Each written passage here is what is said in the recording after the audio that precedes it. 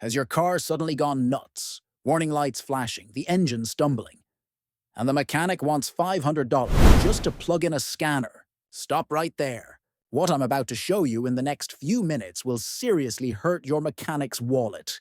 You're going to learn how to reset virtually any electronic problem in your car from home. No special tools, no scanner, and not a single dollar spent. These steps, which almost nobody knows, have saved thousands of drivers, hundreds, even thousands of dollars in repair bills. Step 6 will blow your mind, especially if your car won't start at all. But be careful. If you mess up Step 2, you could permanently damage your car's computer. Don't skip a single second. Ready to become your own car electronics pro? Let's go. Quick safety note before we begin. Work carefully. Battery work can produce sparks, short circuits, or accidental airbag deployments if you're careless. Wear eye protection and gloves. Keep metal away from the positive terminal, and consult your vehicle manual if you're unsure. If anything feels risky, get professional help. These are proven, non-invasive reset methods, but they don't replace a mechanic when there's a real hardware failure. Step 1. Disconnect the battery. The reset mechanics hate. Let's start with a trick roughly 90% of mechanics would keep to themselves. When you disconnect the battery, you're not just cutting power. You're forcing the car's central computer, the ECU, into a deep reset. Think of it like rebooting a frozen computer. Important, always disconnect the negative terminal. First, never the positive. Plus, if you accidentally touch the positive terminal to the chassis, you can short the system and fry electronics. That can cost you thousands. How to do it? Turn the ignition off and remove the key. Put on safety glasses and gloves. Loosen and remove the negative terminal first, then the positive. Remove any battery covers if needed. Wait exactly 15 minutes. Not 10, not 20, 15. That's the window that reliably allows capacitors in the control units to discharge fully and erase the ghost error codes. Why 15 minutes? Electronic components store residual charge. The 15 minutes helps make sure everything is dropped to zero. Otherwise, some errors stay in memory and the reset is incomplete. Step 2. Press the brake while the battery is disconnected. Critical. This sounds odd, but it works, and it's essential. A BMW engineer taught me this one. With the battery disconnected, sit in the driver's seat and press the brake pedal hard for 15 seconds. Why? Even with the battery out, there are tiny internal capacitors and residual circuits that can hold charge and preserve error codes. Pressing the brake directs the last of that energy through the brake light circuit and drains it out. It's like squeezing the last drop out of a coffee pod. Real world. I've seen cars misfiring for 2 weeks that were fixed instantly by this single action. If you skip Step 2, many other tricks won't fully work. Safety tip. Double-check that the battery is truly disconnected and that no metal tools contact the battery posts. You don't want sparks. Step 3. Reset the ECU with no tools. The ECU is the brain of your car. It controls injection, ignition, idle, everything. When it gets confused, it behaves like the car's possessed. Strange lights, rough idle, worse fuel economy. Pro trick. After you've disconnected the battery and done the brake step, press and hold the start button or turn the ignition key to on for 15 seconds. Even though the battery is still disconnected, this forces any remaining charge out of the ECU. Capacitors. Reconnect the battery properly. Positive first, then negative. Start the engine and let it idle for 5 minutes. Don't drive, don't rev, just idle. The ECU will relearn baseline parameters. Why idle?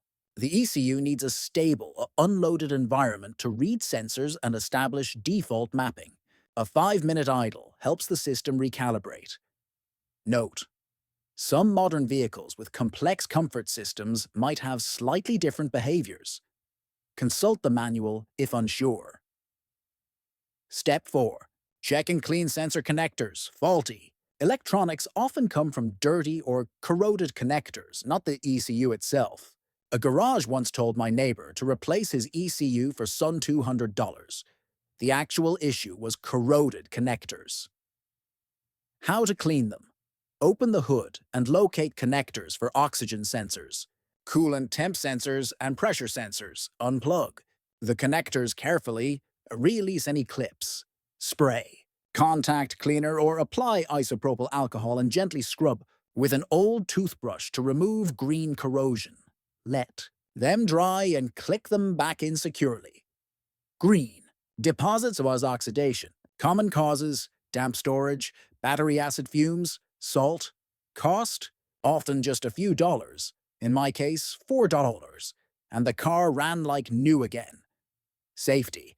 Don't blast electrical connections with a pressure washer and avoid corrosive chemicals. Step 5. Recalibrate the electronic throttle body, ETC, if your car hesitates or revs unpredictably. The throttle body may be out of calibration. Dealers often charge about $200 to recalibrate it, but you can often do the basic relearn yourself. Method. With the engine off, turn the ignition to on, don't start, and let it sit for 3 minutes. Turn ignition off. Wait 10 seconds. Repeat the on-off cycle 3 times. Start the engine and avoid heavy throttle while the ECU and throttle relearn the idle and throttle position. Why it works.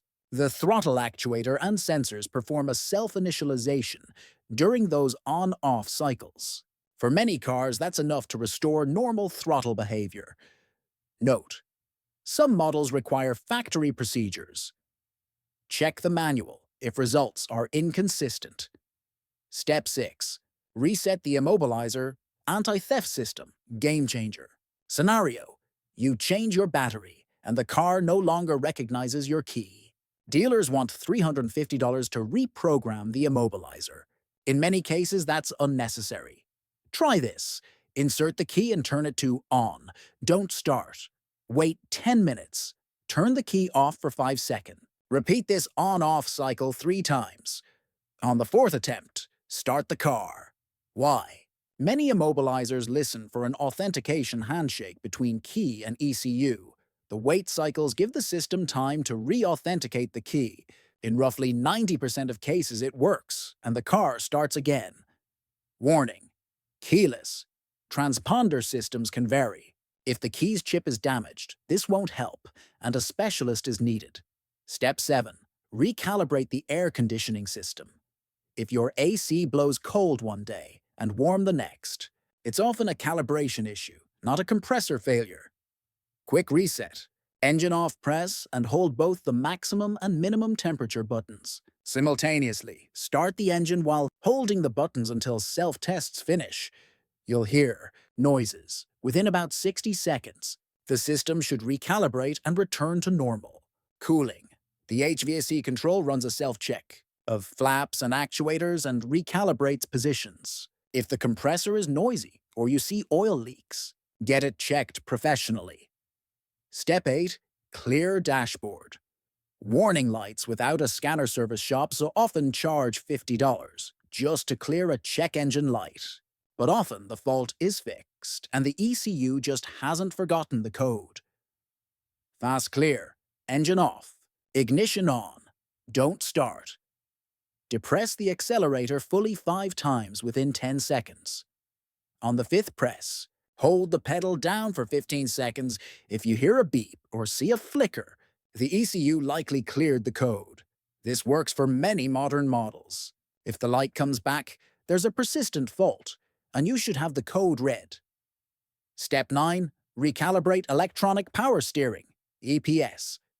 If steering suddenly feels too heavy or too light, recalibrate the EPS, start the engine, turn the wheel full left, and hold 5 seconds. Turn full right and hold 5 seconds. Repeat. Left-right cycle 3 times. The steering module learns the full range of motion and adjusts assist. Maps. The result is smoother, more balanced steering.